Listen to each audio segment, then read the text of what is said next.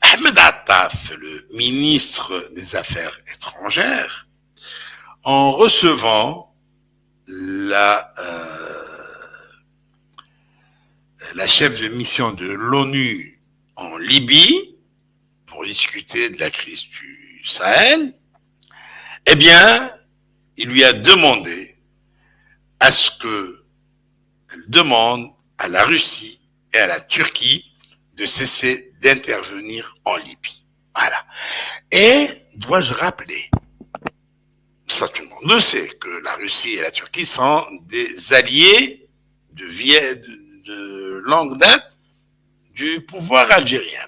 Mais la Turquie en Libye, c'est l'Algérie qui lui a donné le dossier. C'est l'Algérie qui s'est dessaisie de son rôle en Libye au profit de la Turquie dès l'arrivée de Tebboune au pouvoir, et c'était lors de la visite de Erdogan en Algérie, c'est le premier chef d'État étranger à avoir rendu visite à l'Algérie au lendemain des élections. On se souvient bien de l'humiliation qu'avaient subi les services secrets algériens et les services de sécurité notamment, lorsqu'on voyait des chiens des services de sécurité turcs se balader dans la salle de la conférence de presse où devait être présent le président Erdogan. Ils étaient donc là à sniffer, à chercher s'il n'y a pas d'explosifs, s'il n'y a pas d'armes, s'il n'y a pas de... Voilà. Et ils n'ont pas respecté, d'ailleurs, c'est du jamais vu, il n'y a pas eu le moindre respect pour les services algériens de sécurité.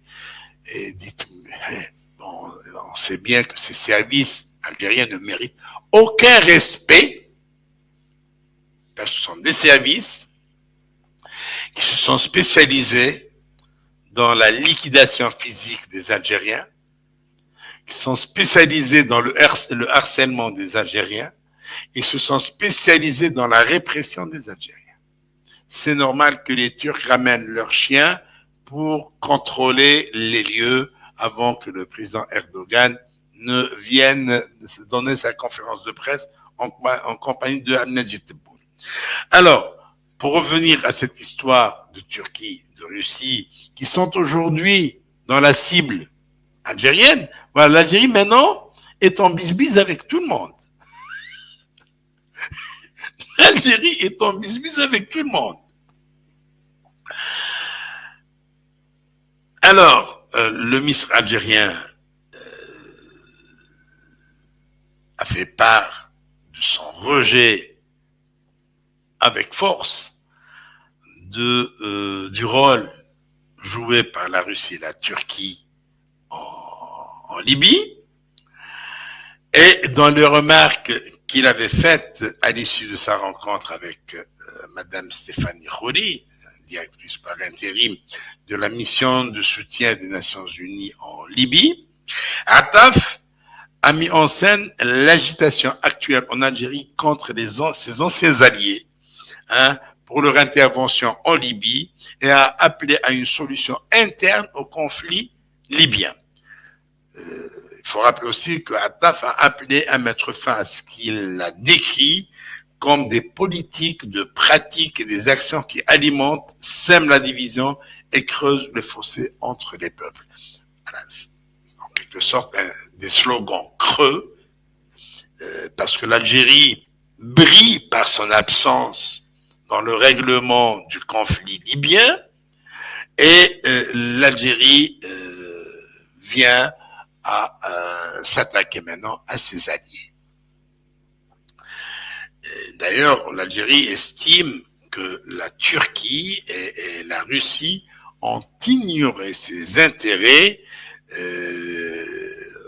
au Mali et dans le Sahel.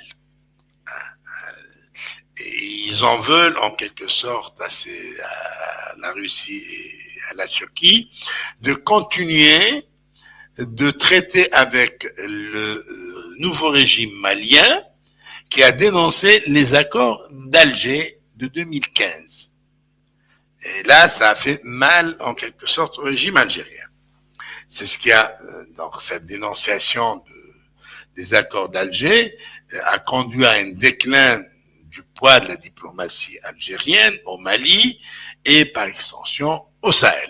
Aujourd'hui, l'Algérie ne pèse absolument plus rien. C'est pas moi qui le dis, mais ce sont les faits. Et puis, la Russie estime que l'Algérie l'avait trahi en accordant aux Ukrainiens, avec l'aide des Américains, d'agir dans la zone du Sahel et de mener des actions d'espionnage contre les Russes.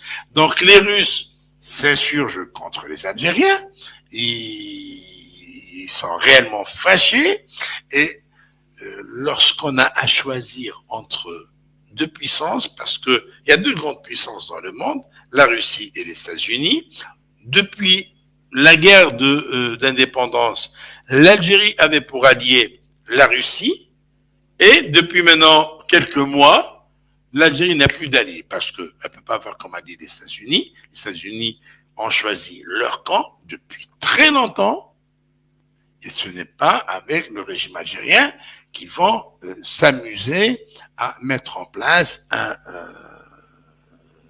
des accords, sachant il faut appeler un chat aussi, il faut appeler les choses par leur nom.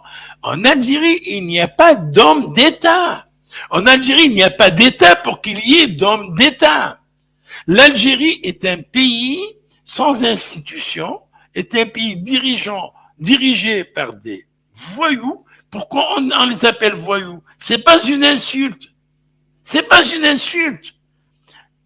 Un voyou, c'est quoi? Un voyou, c'est quelqu'un qui ne respecte pas les lois. C'est le cas des dirigeants algériens. Ils ne respectent ni les lois qu'ils mettent eux-mêmes en application en Algérie, ni les lois internationales.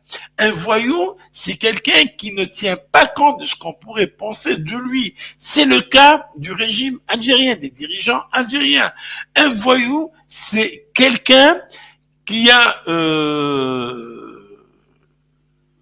une énorme richesse, mais il la dilapide dans des futilités. C'est le cas des dirigeants algériens. Donc, les États-Unis ne traiteront jamais de manière sérieuse avec les dirigeants actuels algériens. Tout ce qui les intéresse, c'est donner des ordres à ces dirigeants pour qu'ils les exécutent, quitte à les froisser avec leurs anciens alliés. Et c'est ce qui s'est passé. Les Russes se sont rendus compte que les dirigeants algériens, ce ne sont pas des gens sur lesquels on peut compter, et donc il y a rupture. Les Turcs de même. Alors, on ne sait plus sur quel pied va danser le régime algérien. Eh bien, on attendra l'avenir pour nous fixer sur ce qui va se passer dans ce pays. Venons maintenant à ce pays qui est dirigé par une junte militaire qui n'a pas le courage de s'afficher, mais dont le responsable numéro 1, et qui est le plus médiocre des militaires sur Terre, je dis bien, eh bien, ce monsieur a fini par révéler sa misogynie. Eh oui, Chengueleha est un misogyne. Et on va voir ça après le jingle.